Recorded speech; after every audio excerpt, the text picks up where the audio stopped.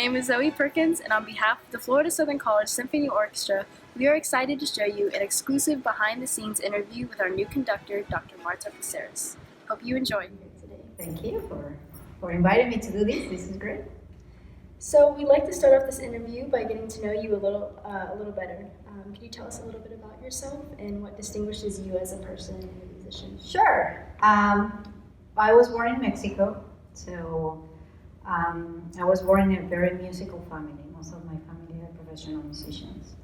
So I had music all my life, like all the time. So I grew up going to concerts and hearing people rehearsing and just practicing different instruments. What distinguished me as a person, I will say, there are different things, but I'm passionate about what I do, which is creating music and sharing that with others. Awesome. You've mentioned that you had extensive schooling in Mexico. What all did that encompass? Mm-hmm. So in Mexico, if you go to a conservatory, like maybe a conservatory as well in other countries, and obviously here in the US, but in Mexico is modeled or is based on the Paris Conservatory. Mm-hmm. So there's all musical related classes. There's no math or government or anything that doesn't have. So everything is a musical related class. It's an extensive work because the degree plan in the conservatory, the college level has 5 years. And in order to be able to register for the college level, you need 3 years before that, which here it will be like a pre-college or a minor in music. So that's 3 years. And in order to get to that level, you need to pass certain criteria and some solfege and skills in your instrument. So you need at least another year before that so you can enter. So we're talking about 9 years to 10 years to finish a bachelor's degree only. The conservatory is a performance-oriented school, so there is no music education degree or any other degree. Everybody is in the performance route. And it does take, for some people, take longer than 10 years, obviously, because it's very, very hard to pass certain classes. And obviously, you need to start when you are before high school and middle school. So it's like going to an arts school type of thing. So you go to school in the morning, and then you go to the conservatory in the afternoon, or vice versa. You go to the conservatory in the morning and go to school in the afternoon. So there. And you started playing the violin when you were 7? I started when I was 7 years old, and they do not allow you to start at 7. They allow you to start at 8. But since I'm coming from a musical family, and my mom works there, she's the academic director. And so I was already involved into the music making, so they allowed me to start at 7 and start with my violin at 7, which I have in here so everybody can see. This is my first violin. And I have a very nice story about this, and I will just say it quickly. So in Mexico, back in the day, it was difficult to find an instrument like this size. Mm-hmm. You had to go to Mexico City and find it. And so my mom was not able to buy an instrument like this for me at that time. And one of my uncles is a violin player, which now we do a lot of concerts together. And I saw him practicing the violin, and I wanted to do also. Like, I wanted to play the violin. And my mom said, well, we don't have the money for that. I'm a piano player. You can play the piano. We have a piano at home. So anyways, it was very hard to find it. So all my uncles and aunts, because I have a big family, they all pitched in, and they bought me the violin without my mom's consent. So they gave me the violin. I was so happy. And she was like, how do you have a violin? So it has a sentimental value because all my family got together to purchase my first instrument. Yes. So this is the first one. When did you first know that you wanted to be a conductor? Okay, that's another interesting story. So in the conservatory, nationally, they pick like the best players, and then at the end of, I don't remember the month, but they put a orchestra together of the best players in different schools. So I used to go to these conventions, if you want to call it like that. And at some point, somebody from Mexico City called the director at that time in the conservatory and said, "Hey, we're going to open up a conducting workshop, like beginning conducting workshop. Can you send us a student?" So he asked me, and like, "Yeah, I want you to go." And I was like, "No, I don't want to go." I told my mom, "I don't want to go because I want to play in the orchestra. I don't want to conduct the orchestra. I want to play in it." And then very wisely, she told me, "You should go, because you never know if you may like it, or you may learn something from that experience that might help you later." And I said, "Okay, I go."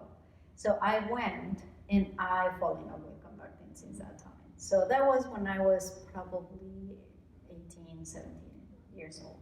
Yeah, like 17 years old. What is it like being a female conductor in Mexico? Nowadays it's a little bit more open. There's not a lot of female conductors in Mexico.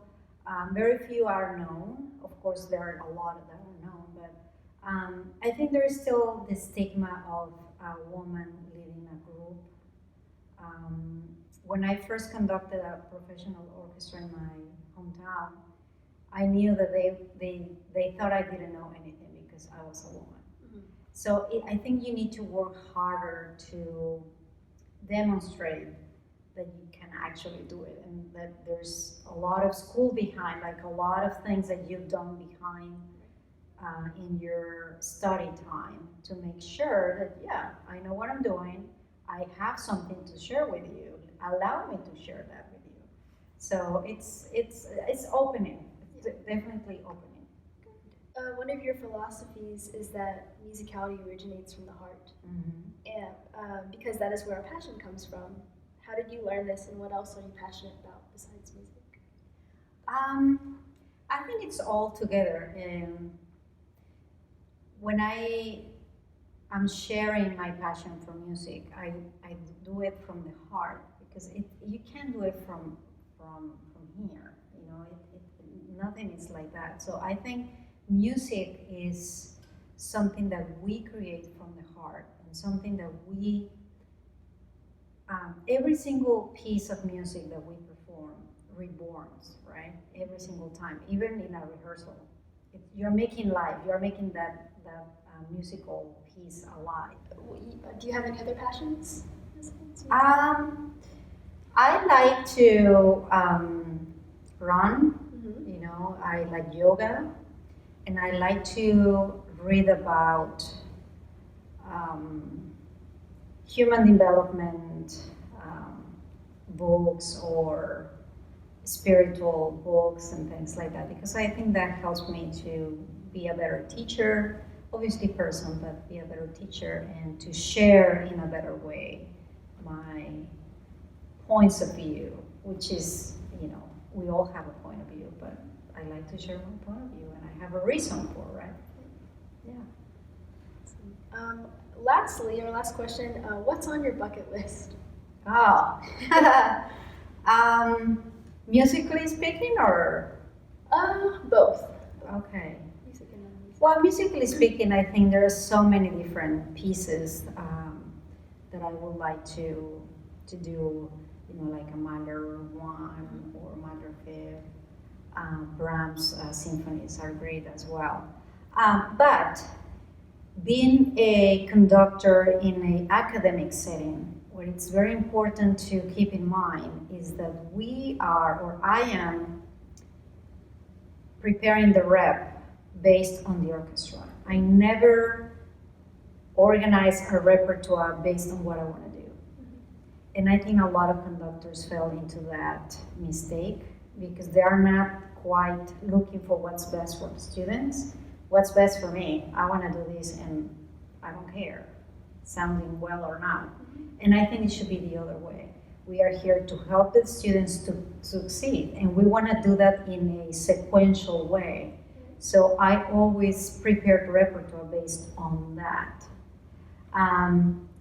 So yes, I have some things that I want to do, but can I do them right now? Probably not, and that's okay. I will have the opportunity to do it at a later time.